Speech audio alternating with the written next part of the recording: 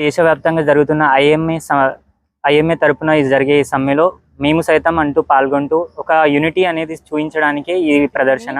వైద్య సేవని హరిసేవగా పోల్చే మన భారతదేశంలో హరిసేవకై వైద్య విద్యా సమ్మును చేరిన వేళ నన్ను రక్షింప విష్ణువేడయ అంటే ఈ సిచ్యువేషన్లో డ్యూటీ డాక్టర్గా పనిచేస్తున్న నా సహోదరులు అక్కడ రాత్రిపూట చేస్తున్న డ్యూటీలో కూడా తనకి సేఫ్టీ లేదు.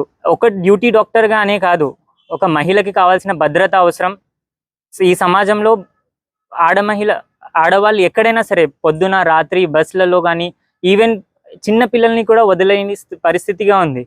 ఈ అవేర్నెస్ అనేది అందరికీ రావాలి. ఈ మా ప్రొటెస్ట్ని అందరి మధ్యకి తీసుకెళ్ళడానికి ఈ అంశం పైన ఐఎంఏ ఈ ప్రొటెస్ట్ చేస్తుంది.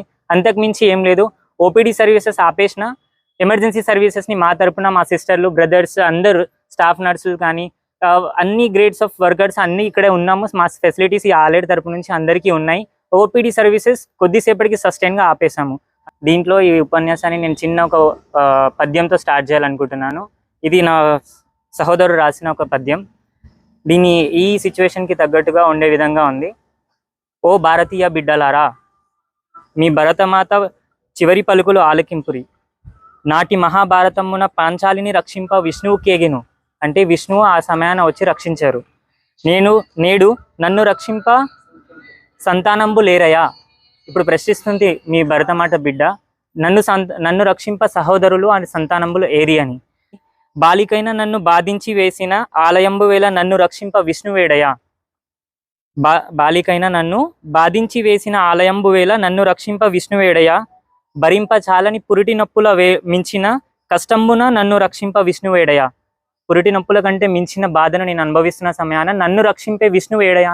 హరిసేవకై వైద్య విద్యాసమ్మును చేరిన వేళ అంటే హరిసేవని వైద్య సేవని హరిసేవగా పోల్చే మన భారతదేశంలో హరిసేవకై వైద్య విద్యాసమ్మును చేరిన వేళ నన్ను రక్షింప విష్ణువేడయా.